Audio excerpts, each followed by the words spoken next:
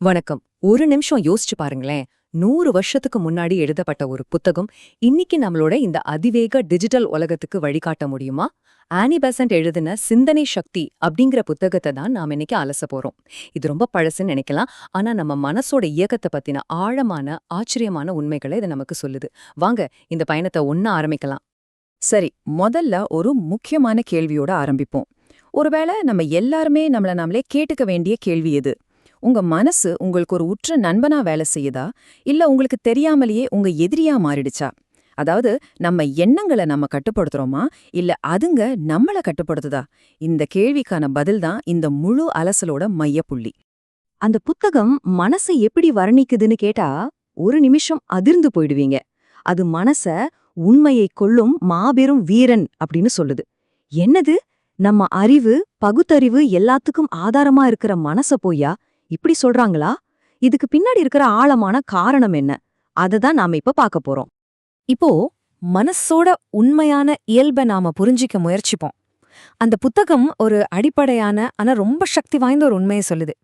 நீங்க வேற, உங்க மனசு வேற. மனம் என்பது நீங்க கிடையாது. அது உங்களோட ஒரு கருவி, அவ்வளவுதான்.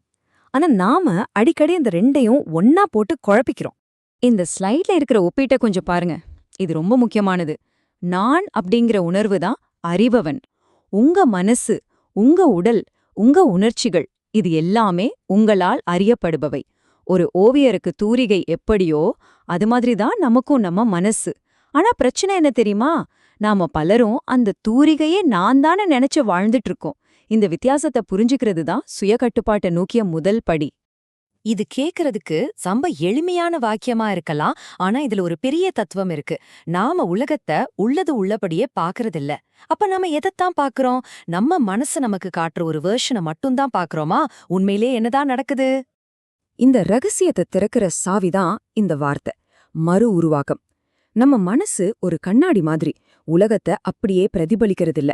அது வெளியிலிருந்து வர தகவல்களை எடுத்து தனக்குள்ள ஏற்கனவே இருக்கிற பழைய நினைவுகள், நம்பிக்கைகள், விருப்பு வெறுப்புகள் எல்லாத்தையும் கலந்து உலகத்தோட ஒரு புதிய, நமக்கான பிரத்யேகமான ஒரு பதிப்பை உருவாக்குது.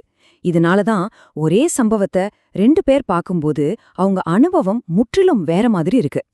சரி, மனசு உலகத்தை மறு உருவாக்கம் செய்யுதுன்னு புரிஞ்சுக்கிட்டோம். ஆனா ஏன் அந்த மறு உருவாக்கம் பெரும்பாலும் தப்பாவே இருக்கு? நம்ம எண்ணங்கள் எப்படி நம்ம யதார்த்தத்தை ஒவ்வொரு நொடியும் உருவாக்குதுன்னு அடுத்த பகுதியில ஆழமா பார்க்கலாம் வாங்க. இந்த வண்ண கண்ணாடிங்கிற உருவகம் மிக அற்புதமானது. யோசிச்சு பாருங்க, நம்ம மனசு ஒரு சுத்தமான கண்ணாடி கிடையாது.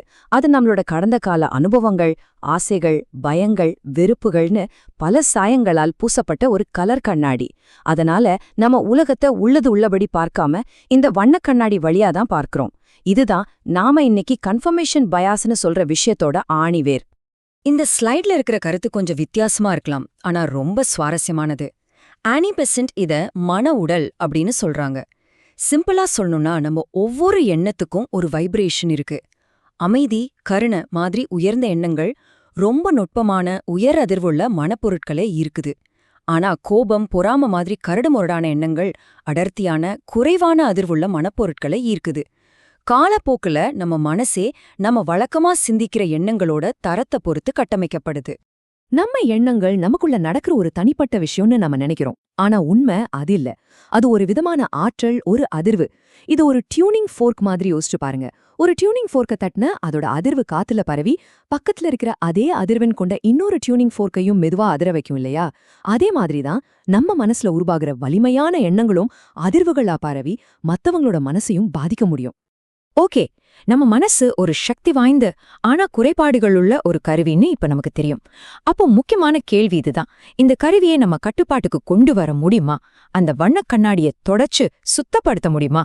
நிச்சயமா முடியும். அதுக்கான வழிகளை தான் இப்போ பார்க்க போறோம். இன்னைக்கு இருக்கிற இன்ஃபர்மேஷன் ஓவர்லோட் உலகத்துக்கு இந்த அறிவுரை ஒரு அருமருந்து மாதிரி. புத்தகம் என்ன சொல்லுதுன்னா, தினமும் கொஞ்ச நேரம் ஒரு நல்ல விஷயத்த படிங்க. ஆனா படிச்சதை விட பல மடங்கு அதிக நேரம் அதை பத்தி ஆழமா சிந்திங்க. அப்படி செய்யும்போது நம்ம மனசு வெறும் தகவல்களை சேமிக்கிற ஒரு கிடங்கா இல்லாம அந்த தகவல்களை பகுத்தாய்ந்து ஞானத்தை உருவாக்கும் ஒரு பட்டறையா மாறும். இதுதான் உண்மையான அறிவு வளர்ச்சி. மனச கட்டுப்படுத்த புத்தகம் சொல்ற மிக முக்கியமான பயிற்சி கவனம் குவித்தல், அதாவது கான்சென்ட்ரேஷன். மனசு ஒரு குரங்கு மாதிரி அங்கேயும் இங்கேயும் தாவிக்கிட்டே இருக்கும். அத ஒரே ஒரு விஷயத்துல நிலைநிறுத்துறது தான் இந்த பயிற்சி. முதல்ல உடலை தளர்த்திக்கணும். அப்புறம் கருணை, அமைதி மாதிரி ஒரு உயர்ந்த கருத்தையோ அல்லது ஒரு புனிதமான உருவத்தையோ மனசுல எடுத்துக்கணும். மனசு அலைப்பாயும்போது அதோட சண்டை போடாம ரொம்ப பொறுமையா அதை திரும்பவும் நீங்க தேர்ந்தெடுத்த விஷயத்துக்கே கொண்டு வரணும். ஞாபகம் வச்சுக்கோங்க, இது ஒரு பயிற்சி, போர் கிடையாது. தியானம் செய்ய முயற்சி பண்ணின நம்மள பலரும் இதை அனுபவிச்சிருப்போம் இல்லையா? கண்ணு மூடி உட்கார்ந்தா போதும், உலகத்துல இருக்கிற எல்லா எண்ணமும் படையெடுத்து வரும். மனசு முன்ன விட வேகமா ஓடுற மாதிரி தோணும். ஆனா புத்தகம் என்ன சொல்லுதுன்னா, அது ஒரு மாயை. இத்தனை நாளா உங்க மனசு ஓடிட்டே தான் இருந்துச்சு, ஆனா நீங்க அதை கவனிக்கல. இப்போ முதல்ல அதை கவனிக்க ஆரம்பிக்கும்போது அந்த ஓட்டம் உங்களுக்கு பெருசா தெரியுது, அவ்வளோதான். இது ரொம்ப ரொம்ப முக்கியமான எச்சரிக்கைங்க. நிறைய பேரு கவனம் குவித்தல்னு நினைச்சுக்கிட்டு உடல பயங்கரமா இறுக்கிக்கிறாங்க, பல்ல கடிக்கிறாங்க, புருவத்தை சுருக்குறாங்க. ஆனி பெசன்ட் அவரோட சொந்த அனுபவத்தையே இதுல சொல்றாங்க. அவங்க குரு அவங்க கிட்ட, நீ மன உறுதியை ரத்த நாளங்களைக் கொண்டு பயிற்சி செய்வதில்ற அப்படின்னு சொன்னாராம். மன முயற்சிங்கிறது ரொம்ப அமைதியான ஆனா உறுதியான ஒரு செயல்பாடு. அதுக்கு உடல் இறுக்கம் துளி கூட தேவையில்லை. இப்படியாக நாம நம்ம மனச ஒருமுகப்படுத்தி அதை ஒரு கூர்மையான சக்தி வாய்ந்த கருவியா மாத்திட்டோன்னு வைப்போம். இந்த சக்தியை வச்சு என்ன செய்யறது? சுய நலத்துக்காக மட்டுமா? இல்ல, இத மத்தவங்களுக்கு உதவ பயன்படுத்தலான்னு புத்தகம் சொல்லுது. அது எப்படின்னு பாப்போம். இந்த ஸ்லைடு ரொம்ப முக்கியம். ஏன்னா இதுல ஒரு பெரிய தார்மீக பொறுப்பு இருக்கு. ஒருத்தரோட சுதந்திரத்துல தலையிடுறது மிகப்பெரிய தவறு. நம்ம நோக்கம் அவங்கள கட்டுப்படுத்துறதாவோ நம்ம இஷ்டத்துக்கு ஆட்டு வைக்கிறதாவோ இருக்கவே கூடாது. நாம என்ன செய்யலாம்னா, அவங்களுக்குள்ள இருக்கிற தைரியம், நம்பிக்கை, அமைதி மாதிரியான நல்ல குணங்களை தூண்டிவிடலாம். சிம்பிளா சொல்லணும்னா, நாம ஒரு தூண்டுகோலா தான் இருக்கணும், இயக்குனரா இருக்கக்கூடாது. அப்பதான் அவங்க சொந்தமா சரியான முடிவுகளை எடுப்பாங்க. இது ஒரு சக்தி வாய்ந்த கருத்து. ஒரு தனிப்பட்ட எண்ணத்துக்கே அவ்ளோ சக்தி இருக்கும்போது ஒரு குழுவா சேர்ந்து ஒரே நல்ல எண்ணத்துல கவனம் செலுத்தினா என்ன ஆகும்? அந்த இடத்துல ஒரு சக்தி வாய்ந்த சிந்தனை சூழல் உருவாகும்னு புத்தகம் சொல்லுது.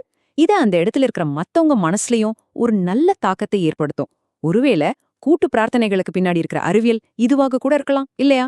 சரி, இந்த ஆழமான அலசலோட முடிவுக்கு வந்துட்டோம். நாம ஆரம்பிச்ச கேள்விக்கே திரும்ப போய் நம்மளோட முக்கியமான இறுதி பாடத்தை எடுத்துக்கலாம். நாம திரும்பவும் அதே கேள்விக்கு வந்திருக்கோம்.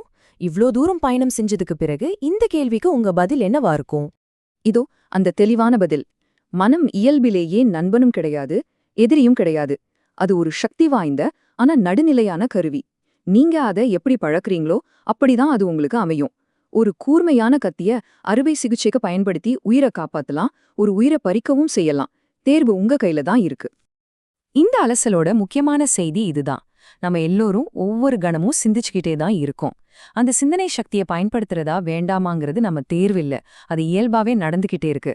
ஆனா அந்த சக்தியை நன்மைக்கு இயக்குறோமா இல்ல தீமைக்கு துணை போறோமாங்கிறது மட்டும்தான் நம்மளோட தேர்வு. இந்த உரையாடலை முடிக்க புத்தகம் சொல்ற இந்த சக்தி வாய்ந்த வரிதான் மிக சரியானது. ஒவ்வொரு நாளும் ஒவ்வொரு கணமும் நாம செய்யற தேர்வு ரொம்ப சின்னதா தெரியலாம், ஆனா அதோட விளைவுகள் முடிவற்றது. நீங்க சிந்திக்கிற ஒவ்வொரு எண்ணமும் உங்க மனச, உங்க வாழ்க்கைய, ஏன் இந்த உலகத்தையே வடிவமைக்குது. இத பத்தி கொஞ்சம் யோசிச்சு பாருங்க.